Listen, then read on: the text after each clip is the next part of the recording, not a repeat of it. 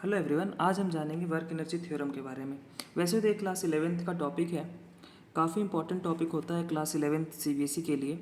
But जितना important ये CBSE के लिए है उतना इंपॉर्टेंट ये आपके कॉम्पिटिटिव एग्जाम्स जैसे नीट और जेई के लिए भी है। तो सबसे पहले डिराइव करते हैं कि वर्क एनर्जी थ्योरम होता क्या है। आप सबसे पहले आप बेसिक रिलेशंस तो जानते हैं कि F is equal to mass into acceleration होता है। अगर मैं यहाँ पर एक्सेलरेशन को इस तरह लिख दूँ V D V by D S, ये रिलेशन आपने ऑब्वियसली काइनेमेटिक्स में पढ़ा होगा कि हम एक्सेलरेशन को V D V by D S लिख सकते हैं। डी एस को इधर भेज देंगे, F D S is equal to M V D V. अब हम दोनों तरफ इंटीग्रेट करेंगे, हमें क्या दिख रहा है कि एफ डॉट डी एस का इंटीग्रल क्या होता है, हमारे पास वर्क डन होता है। और यहाँ पे हमारे पास वी डी वी को इंटीग्रेट करेंगे V square by two, limit हमने ले लिया यू से वी तक। जब हम इसे सॉल्व करेंगे तो आपको दिख रहा है कि हमारे पास जो वर्क डन है वो आ जाएगा M V square by two minus M U square by two. ये हमारा फाइनल काइनेटिक एनर्जी है और ये हमारा इनिशियल काइनेटिक एनर्जी है। तो हम बोल सकते हैं कि जो हमारा वर्क डन होता है वो हमारा चेंज इन काइनेटिक एनर्जी के बराबर होता है। ये रिजल्ट काफ़ी इंपॉर्टेंट है, ना केवल आपके 11th के पॉइंट ऑफ व्यू से बल्कि जेई और नीट के पॉइंट ऑफ व्यू से भी। अब इसके कुछ इलस्ट्रेशंस हम देखेंगे। जैसे मैंने आपके सामने एक सिंपल सा इलस्ट्रेशन, एक सिंपल सवाल देखते हैं कि हमने एक यहाँ पर एक स्प्रिंग लगा दिया इस तरीके का, ठीक है, और हमने यहाँ पर एक ब्लॉक एम है जिसको एच हाइट से हमने इसे छोड़ा है। हमसे ये पूछा है इस स्प्रिंग का जो हमारे पास स्प्रिंग कांस्टेंट है वो के है। हमसे ये पूछा गया है कि आप ये बताइए कि इस स्प्रिंग का मैक्सिमम इनलोंगेशन कितना होगा। अब आप सोचो, हमने इसे रेस्ट से छोड़ा है। सबसे पहले मन में क्या थाउट आ रहा है सवाल को देखकर कि सर छोड़ देंगे? नहीं, छोड़ना नहीं है।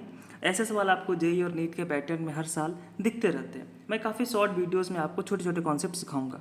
तो यहाँ पर आपने जैसे ही इस एम मास को छोड़ा, आपने रेस्ट से छोड़ा था। फाइनली जब ये स्प्रिंग पूरी कंप्रेस्ड होगी तब भी ये हमारे पास क्या रहेगा, तब भी ये रेस्ट पे होगा। मतलब जो इनिशियल काइनेटिक एनर्जी है और जो फाइनल काइनेटिक एनर्जी है वो क्या है, दोनों ही जीरो है, क्योंकि पहले भी रेस्ट पे था और फाइनली भी क्या आ रहा है, रेस्ट पर ही रहा है।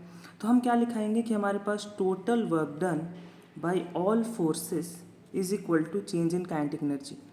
क्योंकि हमने पहले पढ़ा है कि जो नेट फोर्स होता है वो मास इंटू एक्सेलरेशन होता है और हमने इस थ्योरम को यहीं से डिराइव किया था। इसका मतलब हमारे पास जो work done by all the forces है वो चेंज इन काइनेटिक एनर्जी के बराबर होगा।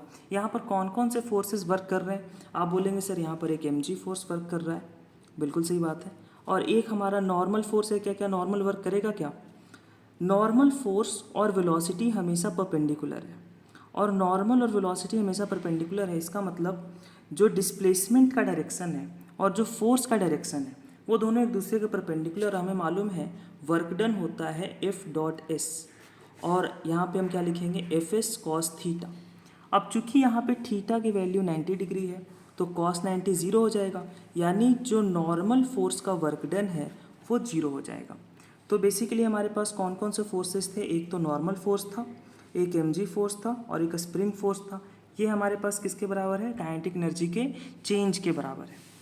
अब आगे देखते हैं कि हमारे पास नॉर्मल का वर्क डन तो क्या आ गया बच्चे, ज़ीरो आ गया।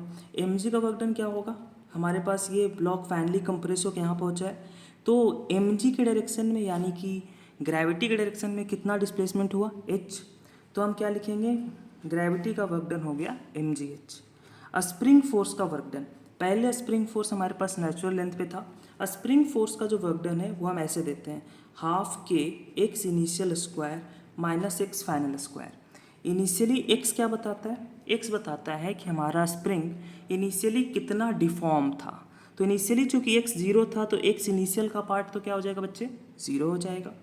तो वर्क डन बाय स्प्रिंग क्या हो जाएगा, हाफ के एक्स फाइनल का स्क्वायर, जो कि हमें निकालना है विद अ माइनस साइन। मैंने कहा ठीक है सर, माइनस साइन आ जाएगा। तो हम क्या लिखेंगे, mg का वर्क डन ये, और ये हमारे पास माइनस के एक्स स्क्वायर, और ये हमारे पास काइनेटिक एनर्जी का चेंज क्या है बच्चे? सर पहले हमारे पास ब्लॉक रेस्ट पर था, फाइनली भी रेस्ट पर है, तो ये दोनों पार्ट ज़ीरो हो जाएगा।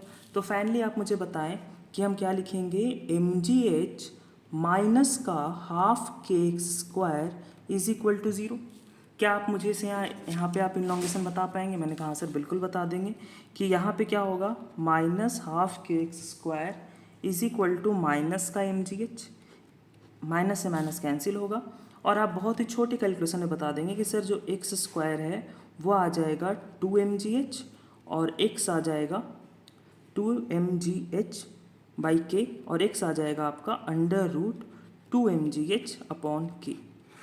आई होप मैंने आपको ये वर्क एनर्जी थ्योरम का कॉन्सेप्ट एक छोटे से इलस्ट्रेशन से बहुत ही जल्दी समझा दिया होगा। हमारा पर्पस छोटे छोटे वीडियो से स्ट्रॉन्ग कॉन्सेप्ट्स को लर्न करना है। मैं एक बार फिर से रिवाइज करा दूँ, हमने क्या सीखा। हमने सबसे पहले सीखा कि वर्क एनर्जी थ्योरम हमें क्या बताता है। वर्क एनर्जी थ्योरम हमें बताता है कि जो किसी भी सिस्टम पे नेट वर्क डन होगा वो चेंज इन काइनेटिक एनर्जी के बराबर होगा। फिर हमने एक छोटा सा इलस्ट्रेशन देखा जल्दी जल्दी, क्योंकि हम कम टाइम में ज़्यादा नॉलेज गेन करना चाह रहे हैं।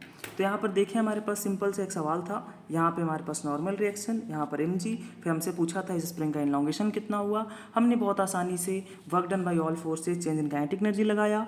इनिशियली हमारा पार्टिकल रेस्ट पर था, फाइनली जब हमारा मैक्सिमम इनलॉन्गेशन होगा तब भी पार्टिकल रेस्ट पर होगा। हमने काइनेटिक एनर्जी का चेंज 0 किया और फिर हमारे पास आंसर निकल के आ गया होगा। आई होप आपको वीडियो समझ में आया होगा। Thank you.